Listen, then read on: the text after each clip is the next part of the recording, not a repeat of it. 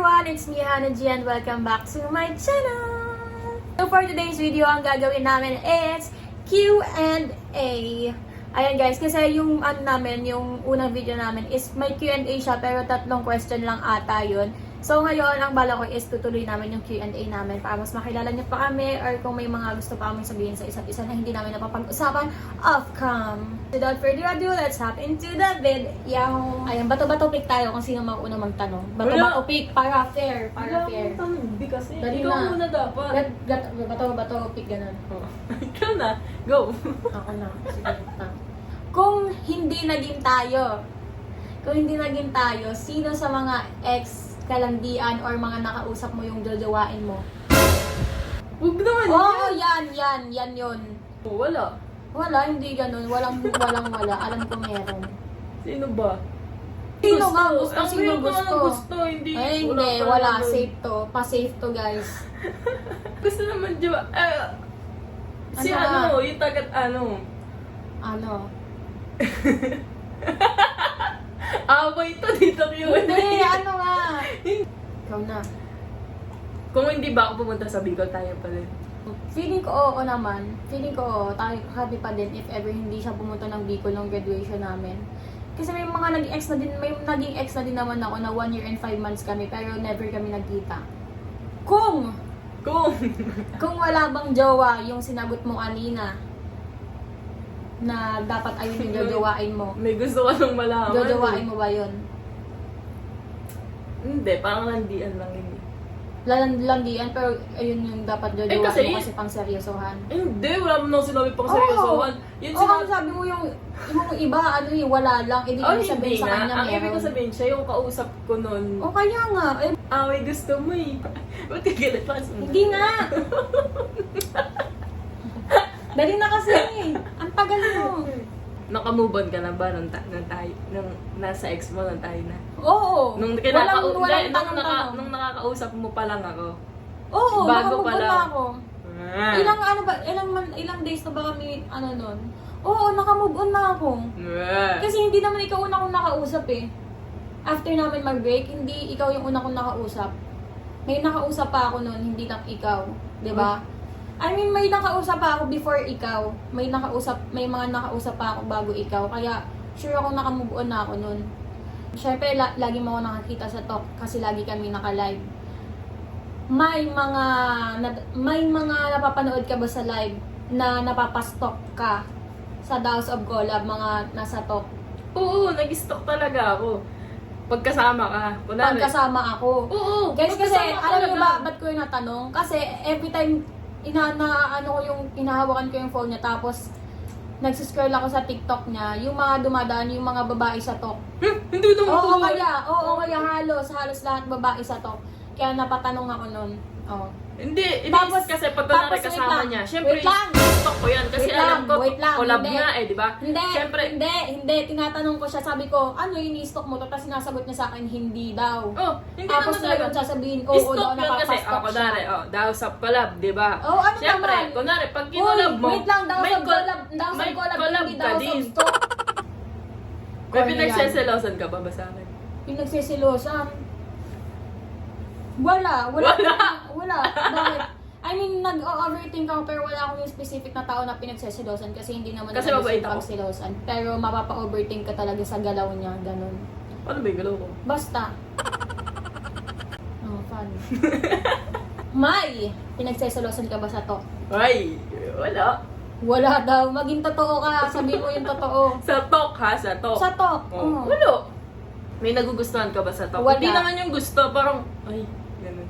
Parang bet you're at wala din. Wala Imposible. talaga. Di, alam mo, kung may nagiging crush ako or kung may nagugustuhan ako, umaamin ako. O, ay na-attract ka sa iba. Wala, hindi. Oo, hindi ko na-attract sa iba.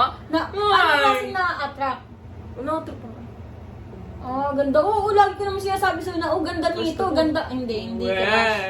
Hindi, lagi ko sa kanya, honest ako guys sa kanya. Lalo na pag nagagandahan ako sa isang tao, sabi ko, ganda nito, ganyan.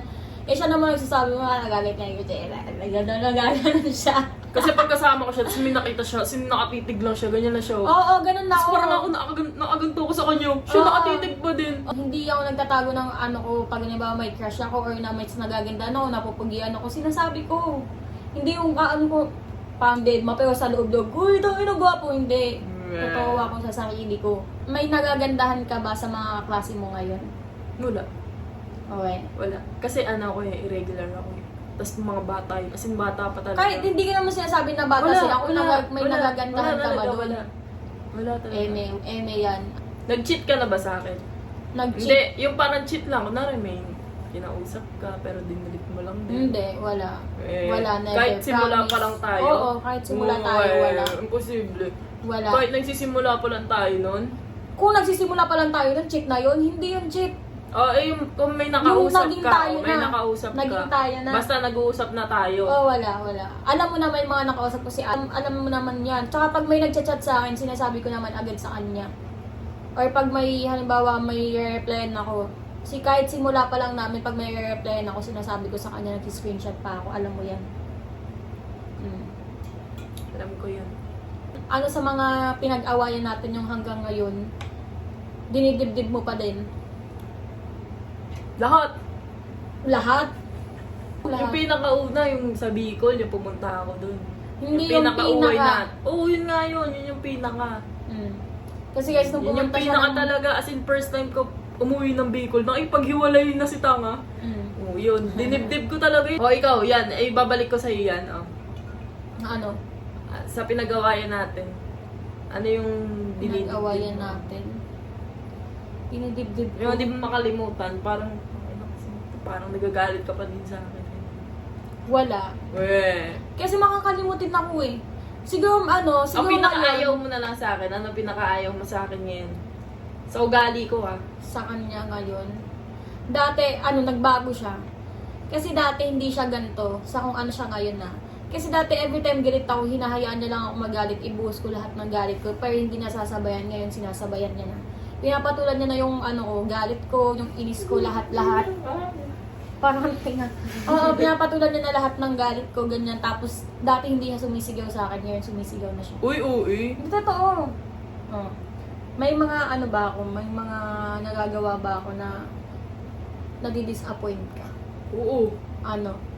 Paano ba? Paano gawa sa akin?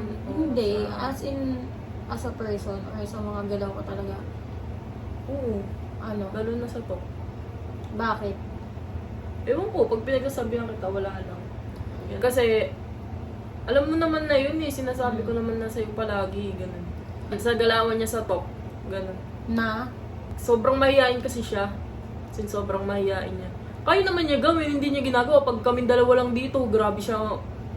Kung anong ginagawa niya, kumakanta siya. Pero pag kaharap ng madaming tao, wala. Kaya Alam parang mo, guys, sinasabi sa kanya, mahihain siya ganun. Pero hindi makapal po mukha niya. Di, alam niyo guys, ayun din yung kinakaisip. Lalo na sa Bicol, hindi yan ganyan sa Bicol. Kakanta pa yan sa harap ng puro ang daming nagiinom. Pero pag sa basta parang ayaw niya lumabas sa comfort zone.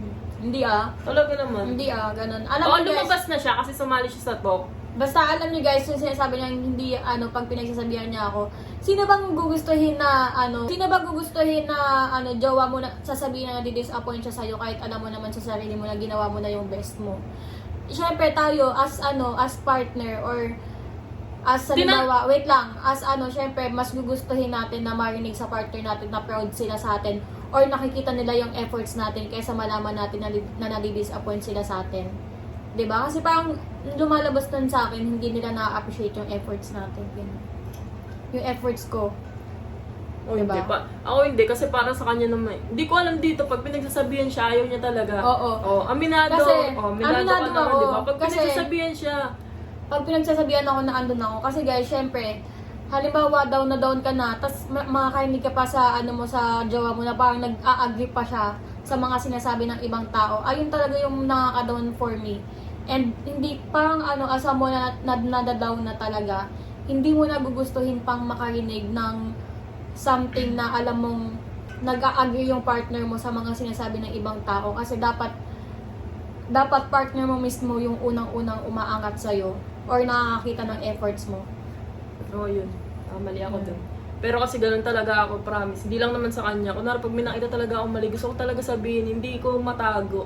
Ganun. Kasi ayoko nang marinig. Basta parang gusto ko sa akin na lang sa akin na lang manggaling kaysa sa iba. Basta, Ganun kasi- basta magkaiba kasi kami. Basta ganun, parang ayoko talaga pag may ayoko, talaga sabihin ko sa'yo, umayos ka, ganyan, ganun. Parang mas, Tama. parang ayoko kasi magsisisauli na ano, ba't kasi hindi ko sinabi, ganun. Ganun lagi yung mindset ko, hindi lang sa kanya. Ay! May time ba na kinakaya mo ako? Wala. Weh! Kunwari, pag may tanong sa'yo, sino jowa mo? Wala.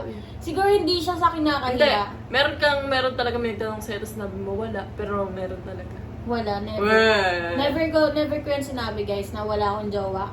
Sa kanya, never ako na wala akong jowa. Never ko yan ginawa. Dati lang, dahil lang sa isang app sa ex ko, pero siya sa kanya never. Siguro, if ever may magtatanong ganun. Depende sa magtatanong. Hindi din depende sa nagtatanong. Siguro nasasabi ko lang na halimbawa siguro nasabi ko lang one time na wala akong jowa nung nag-break kami nito. Pa-break tayo nun, 'di ba? Nung before ako pumasok ng talk, tapos nung pagkapasok ko ng talk. 'Di ba na ano mo naman ata yun, na napanood mo na sabi ko, single na ako guys, ganun. 'Di ba? Ayun, pero totoong break kami. Totoong nag-break kami, pero hindi yung for real na break up, ganun. Ay, eto, may tanong pa ako. Lagi niya sinasabi na makikipag-iwalay siya. Meron doon talaga, may gusto mo na talaga ako iwalayan. Yung as in gusto mo na, hindi yung parang sinabi mo lang kasi galit ka. Yung parang gusto mo na talaga. Hindi ganun. Gusto mo na talaga makipag-break. Hindi. Siguro nung every time galit tayo, guys, syempre napapangunahan tayo ng emotions natin. And sa sa period na yun na galit tayo, doon natin iisipin na ayoko na talaga, pero hindi natin alam na sa emotions lang natin yun. Pero right after ko malabas lahat ng emotions ko, ganyan, kinakausap ko na din naman siya. Ayun, parang lahat ng ko sa kanya, break up or makikipag-break ko sa kanya, lahat lang yung dala ng emotions ko, ganun. Gusto ko lang malabas, ganyan. Naiirita ako, nagagalit talaga ako, napipikon ako sa'yo, ganyan. Kaya to the point na syempre nung sa mga time na yun, may isip mo na, ina bahala to. Parang mas kaya ko nang wala to kasi lagi sumasakit ulo ko. Pero sa time lang na yun, pero pag kalmado ka na, doon mo lang masasabi na, galit lang pala ako, ganun. Oo. Alam mo yan, after ko magalit, nag-message pa rin naman ako, tumatawag ako sa'yo or diba? Tumatawag ako sa'yo after, ang dami ko pang tawag, tapos magpapansin pa ako na, baka may kausap ka, ganyan, diba? Ganun ako. Kasi alam ko naman sa sarili ko na di ko naman kayang mawala to eh. Yeah!